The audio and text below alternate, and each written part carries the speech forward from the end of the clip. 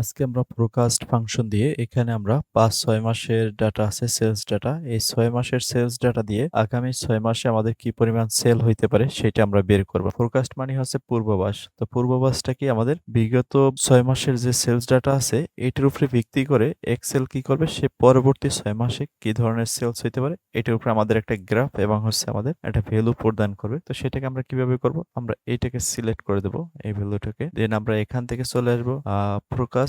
এই যে ফোরকাস্ট আছে আমরা এখানে চলে আসবো। আর এটা কিভাবে নিয়ে আসছে এটা আমি দেখাই দেবো ভিডিও শেষে। ফোরকাস্ট শিট আমি এখানে ক্লিক করে দেবো। দেন এখানে কিন্তু আমাদের একটা গ্রাফ শো করছে যে টোটাল ৮ মাসের এখানে গ্রাফ আসছে। যেমন হচ্ছে আমাদের ৬ মাসের ডাটা দেওয়া আছে সে বাড়তি আরো ২ মাস ধরে নিয়েছে। তো আমরা এখানে ৮ মাসের জায়গায় টোটাল ১২ মাসের নিব। তো ৬ মাস আর হচ্ছে ৬ মাস আমি অ্যাড করলাম। টোটাল ১২ মাসের সেলস কেমন হইতে পারে, ৬ মাসের সেলস কেমন হইতে পারে পরবর্তী। এখানে আমাদের ৩টা লাইন দেয়া আছে। এটা হচ্ছে আমাদের নরমাল ফোরকাস্ট, আর এটা হচ্ছে আপার বাউন্ড, আর একটা হচ্ছে লোয়ার বাউন্ড। তো এইটাকে আমরা এখন বের করব। এখানে ক্রিয়েট ক্লিক করলে আমার এখানে রিপোর্ট তৈরি হয়ে যাবে। দেখুন, তো এটা হচ্ছে আমাদের বিগত মাসে কি ধরনের সেল ছিল সেইটার উপরে ভিত্তি করে আমাদের ফোরকাস্ট চলে আসছে এখানে, যে পরের ৭ মাসে আমাদের কত সেল হইতে পারে, এরপর ৮ মাসে। আর এখানে যে ভ্যালুটা দেয়া আছে এটা হচ্ছে আমাদের লোয়ার কনফিডেন্স বাউন্ড, যে সর্বনিম্ন কি পরিমাণ সেল হইতে পারে এবং সর্বোচ্চ কত সেল হইতে পারে। এইটার উপরে একটা কিন্তু রিপোর্ট তৈরি হয়ে গেছে। আপনারা চাইলে ফোরকাস্ট শিট ব্যবহার করে বিগত মাসের সেলস দিয়ে আমরা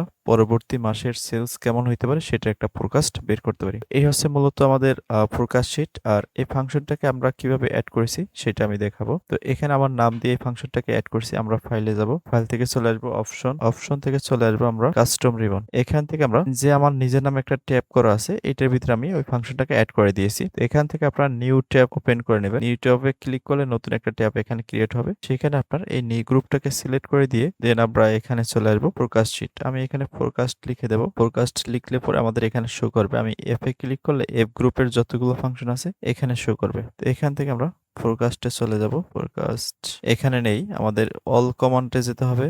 অল কমান্ড, দেন আমি এখানে এফ বাটনে ক্লিক করলে আমার ফোরকাস্ট শিট খুঁজে পাবো। ওকে, অল কমান্ডে আসার পরে আমরা এখানে এফ এ ক্লিক করবো যতক্ষণ না পর্যন্ত আমাদের ফোরকাস্ট শিট পাওয়া যায়, অথবা আমরা নিচের দিকে স্ক্রল করতে পারি।